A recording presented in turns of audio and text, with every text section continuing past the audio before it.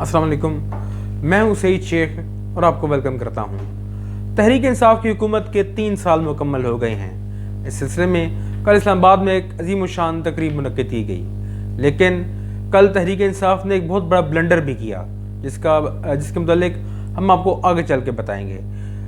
कल इस्लामाबाद में जो तकरीब मुनक्किद की गई, इसमें वज़ीर आज़म ने खिताब किया। उन्होंने अपनी हुकूमत की 3 साल कारकर्दगी अवाम के सामने रखी। उन्होंने अवाम को बताया कि पाकिस्तान में सीमेंट इंडस्ट्री में बहुत बूस्ट आ गया है और कंस्ट्रक्शन इंडस्ट्री धड़ाधड़ ऊपर जा रही है। इसकी वजह यह है कि इस हुकूमत ने कंस्ट्रक्शन इंडस्ट्री से रिलेटेड लोगों को एमनेस्टी स्कीम दी थी और ये कहा था हुकूमत ने कि आप सरमाया लेकर आएँ, आपको पूछा नहीं जाएगा, आप पाकिस्तान में कंस्ट्रक्शन करें। ये एक अच्छी बात है, पाकिस्तान में कंस्ट्रक्शन में बूस्ट आया है और इससे पाकिस्तान की इकॉनमी को ही फ़ायदा होगा।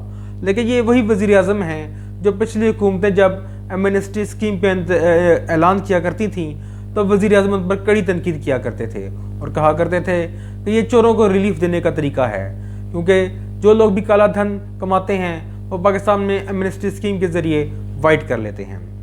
इसके बाद वज़ीर आज़म ने उस्मान बुज़दार की कारकर्दगी के मुतालिक बताया।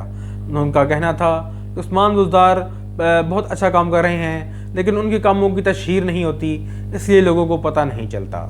उसके बाद वज़ीर आज़म ने यह भी बताया कि पाकिस्तान में मोटरसाइकिलें और गाड़ियाँ कसीर तादाद में फ़रोख्त हो रही हैं। ये बात दुरुस्त है कि पाकिस्तान में गाड़ियाँ फ़रोख्त हो रही हैं और मोटरसाइकिल भी बेतहाशा फ़रोख्त हो रहे हैं। इसकी एक वजह यह है कि गुज़श्ता दिनों जब पिछले साल लॉकडाउन था तो इन मसनूआत की सेल तकरीबन ना होने की बराबर थी, क्योंकि सारा कुछ बंद था तो लोग ये चीज़ें ख़रीद नहीं रहे थे, लेकिन अब लोग ये चीज़ें ख़रीद रहे हैं। इसके अलावा वज़ीर आज़म ने लोगों को बताया कि पाकिस्तान में जो है वो मीडिया जो है वो पाकिस्तान में मनफी रिपोर्टिंग कर रहा है।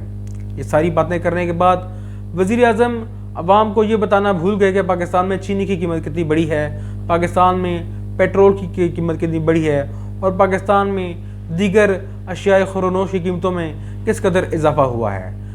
अब जैसे कि वज़ीर आज़म के चंद हिमायती कहा करते थे कि बेटा भूख लगी है तो मेट्रो ट्रेन खा लो।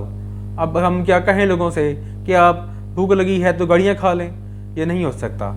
वज़ीर आज़म कहते थे कि पाकिस्तान में जब डॉलर बढ़ता है तो इसका मतलब होता है कि हुक्मरान चोर हैं, लेकिन पाकिस्तान में डॉलर को पर लगे हुए हैं। इसके अलावा वज़ीर आज़म ने ये भी बताया कि पाकिस्तान में कानून की हुक्मरानी है। उन्होंने बताया कि पाकिस्तानी हुकूमत जो है वो कानून की हुक्मरानी में सबसे आगे है, लेकिन वो अब आप देख लें मीनार पाकिस्तान पे क्या हुआ, उस वक्त कानून कहाँ था। सानिया साहिवाल क्या हुआ, सरेआम दिन दिहाड़े एक फैमिली को गोलियाँ मारी गई और उनके मुजरिम पकड़े नहीं गए। सानिया मॉडल टाउन को ले लीजिए, सानिया मॉडल टाउन के मुजरिम भी नहीं पकड़े गए, क्योंकि ये कहते थे हुकूमत वक्त नून लीग की थी, लेकिन अब इनकी हुकूमत आ गई है। 3 साल से ये लोग हुक्मरान हैं, लेकिन इन्होंने भी उस पर कोई कार्रवाई नहीं की। इसके अलावा वज़ीर आज़म ने मुशर्रफ दौर की मिसाल दी। उनका कहना था कि मुशर्रफ के दौर में तस्लीम किया गया, अफ़गानिस्तान को तस्लीम नहीं किया गया बल्कि अफ़गानिस्तान पर चढ़ाई की गई मुशर्रफ की मदद से। उन्होंने इस पर काफ़ी अफसोस का इजहार किया, लेकिन वो शायद भूल गए कि मुशर्रफ दौर के वज़ीर ख़जाना खुर्शीद महमूद कसूरी इस वक्त तहरीक इंसाफ में हैं। इसके अलावा शेख रशीद जो उस वक्त भी मिनिस्टर थे, इस वक्त वज़ीर दाखिला हैं। इसके अलावा परवेज़ इलाही जो वज़ीर आला पंजाब थे, वो इस वक्त पंजाब असम्बली के स्पीकर हैं और हुकूमत के अहम इत्तेहादी हैं। इसके अलावा वज़ीर आज़म ने बताया लोगों को कि पाकिस्तान में गुर्बत नहीं है, पाकिस्तान में लोग धड़ाधड़ चीज़ें ख़रीद रहे हैं। लेकिन व्यूअर्स, आपने मुलाहिज़ा किया होगा कुछ दिन पहले एक औरत अपने बेटे का गला घोंट रही थी। कितनी ये बदकिस्मती की सूरत हाल है। इसका पाकिस्तान में कौन ज़िम्मेदार है और कौन इसका जवाब देगा। इसके अलावा वज़ीर आज़म ने अपने मुतल्लिक भी कुछ कहा। उनका कहना था कि मुझे खुदा ने सब कुछ दिया हुआ था, मैं इंतहाई खाते पीते घराने से तल्लुक़ रखता हूँ, मुझे पाकिस्तान में इस तरह वज़ीर आज़म बनने की कोई ज़रूरत नहीं थी।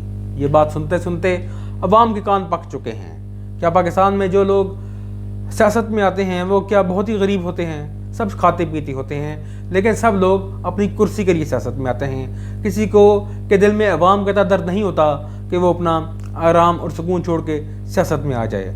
अगर आपने कुर्बानियों की ही बात करनी है तो पाकिस्तान की तारीख में सबसे ज़्यादा कुर्बानियाँ पीपल्स पार्टी ने दी हैं।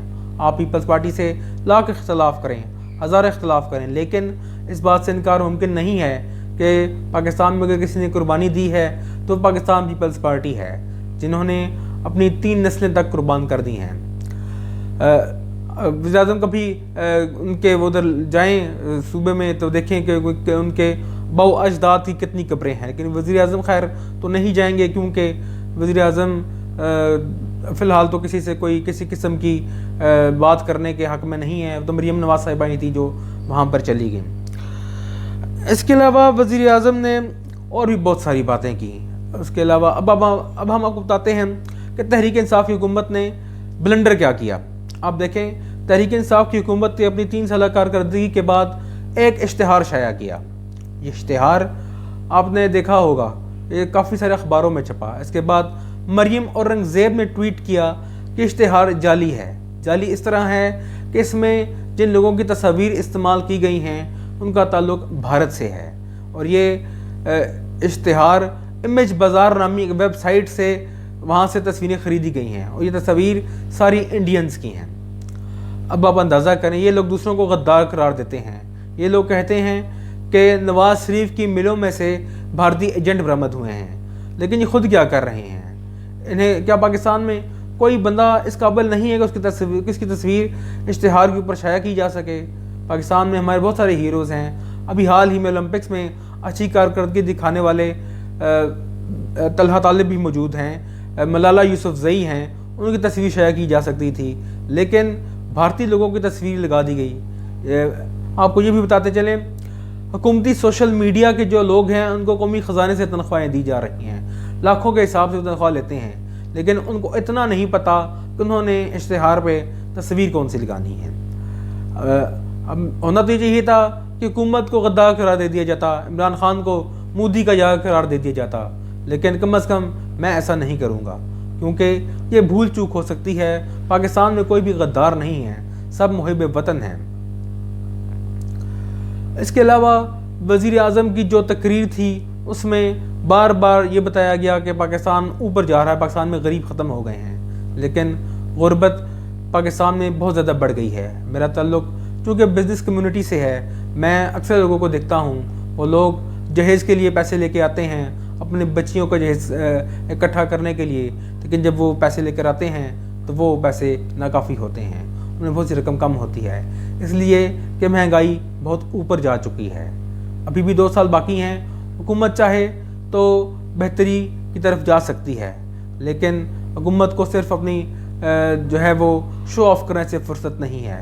अगर ये लोग वाकई कुछ करना चाहते हैं, पाकिस्तान की सियासत में रेलेवेंट रहना चाहते हैं, तो फिर ये अवाम को रिलीफ दें। अवाम को रिलीफ नहीं देंगे तो कोई इनको अगली दफ़ा वोट नहीं देगा।